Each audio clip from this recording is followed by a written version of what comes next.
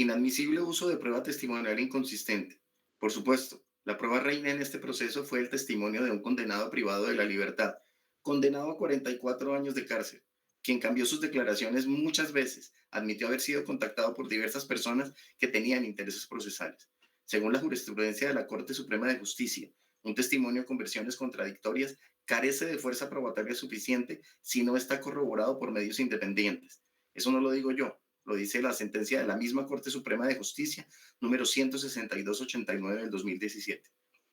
No existe tal corroboración. La condena se construyó sobre arenas movedizas, en un fango de opiniones, suposiciones y motivaciones personales, pero no evidencia ninguna materia sólida.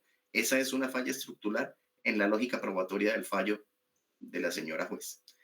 Hubo desconocimiento del principio de igualdad ante la ley.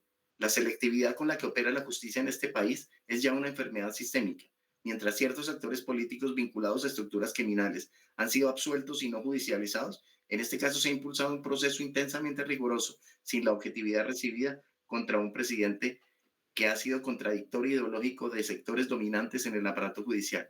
Esa selectividad viola el principio de igualdad ante la ley, consagrado en nuestro artículo 13 de la Constitución Nacional, según el cual toda persona debe ser tratada con los mismos estándares de exigencia probatoria, sin distinciones por ideología, trayectoria o contexto político.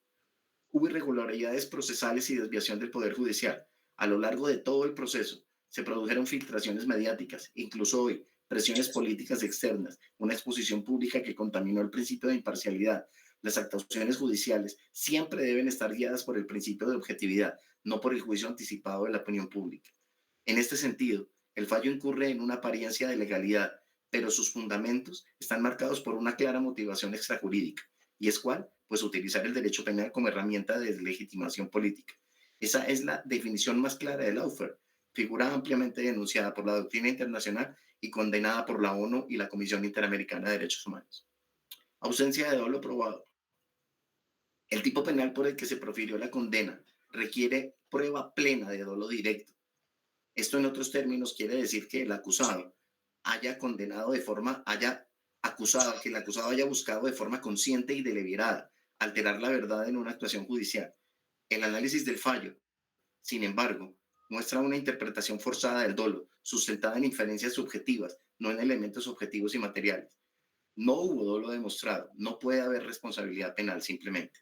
Así lo establece la Corte Constitucional en decisiones como la sentencia C-199 del 98, al exigir que toda imputación delictiva esté anclada en el principio de culpabilidad subjetiva, situación que tampoco se vio el día de hoy. Este fallo de hoy es un precedente que erosiona el Estado social de derecho. Este fallo no solo condenó a una persona, es una señal peligrosa para toda la sociedad democrática. Si la justicia puede ser manipulada de esta manera para perseguir a un líder político por razones ideológicas, entonces ningún ciudadano se encuentra a salvo. El uso del derecho como arma y no como garantía convierte a los jueces en actores políticos y a los tribunales en simples trincheras ideológicas. Esta sentencia debe ser apelada, revisada y eventualmente anulada, no por presión política, no, sino por fidelidad al derecho, porque cuando el Poder Judicial se convierte en un instrumento de revancha, no estamos ante justicia, sino estamos ante su propia negación. Aquí la justicia dejó de ser justicia. Esta sentencia marca también una fractura profunda en la legitimidad de la justicia como institución democrática. No se trata de defender personas, se trata de defender principios. Y este fallo los ha violentado uno a uno. Desde el punto de vista jurídico, como les mencionaba anteriormente, el caso presenta una cadena de irregularidades que ningún Estado de Derecho debería tolerar. Se viola la presunción de inocencia, que es la piedra angular de cualquier sistema penal respetable en el mundo. Fue ignorada sistemáticamente. Las pruebas aportadas no superaron el umbral de la duda razonable y debemos tener en cuenta, como dije en el video anterior, que se le dio valor a pruebas que de manera ilegal fueron aportadas e incluso que ni ellas mismas en sí pudieran dejar claridad sobre los hechos. Interceptaciones ilegales, videos manipulados y editados, utilización de instrumentos de espionaje sin mediar órdenes judiciales para su utilización y sin embargo se impuso una condena.